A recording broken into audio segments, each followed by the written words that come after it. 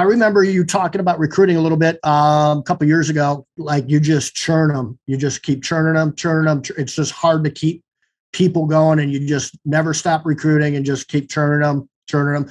Have you changed on that? I mean, the labor market certainly hasn't gotten any easier to find people. No, and that's, when I talk about trainings, I'm talking about, hire and fire daily.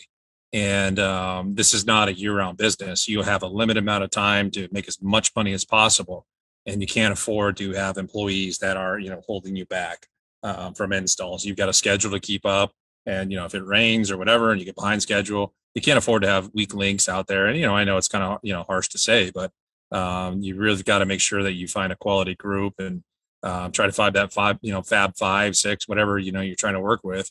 And you have to, these guys you give them a chance, as much as possible. But if they're not cutting it, you've got to, get somebody else in that position to help. How long does it take you to be like, nope?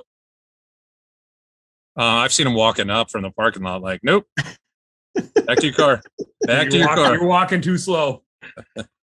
Some part of our interview questions are you afraid of heights? And I always tell them, I say, I will find out within the first 3 minutes if you're afraid of heights when they try to climb a ladder. Nobody's afraid of heights. They all say they're not. And it's like, okay, well, I'll find out. But that's okay. If they are afraid of heights, whatever, we can find other jobs for them to do. Maybe they're doing the lower stuff where they're not having to climb, that type of stuff. But, I'll usually give them a day or two. And then, like in the first day, if somebody's going to, not cut it. And then you maybe give them a second day, show up, but you try to find something they can do. There's a lot of, busy things we do in our projects. We did a fairgrounds in San Diego, and literally for 5 days, I had somebody just making light balls, which is, almost anybody can do it, type thing. Well, I thought anybody could do it, but we had one that could. You happen to find somebody that couldn't quite cut it. Literally cutting tags off, so you find that it's like, well, I need somebody to do this. So, okay, good luck. You try to make it exciting for them. Like, hey man, I got a cool position for you. Yeah. This is great. We're going to play a little game.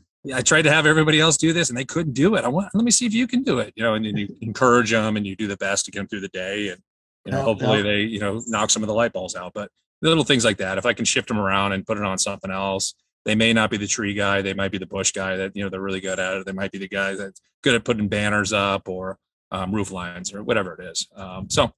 We try to give them as much opportunity as possible, but we have limited time to get through the season. So you can't wait too long.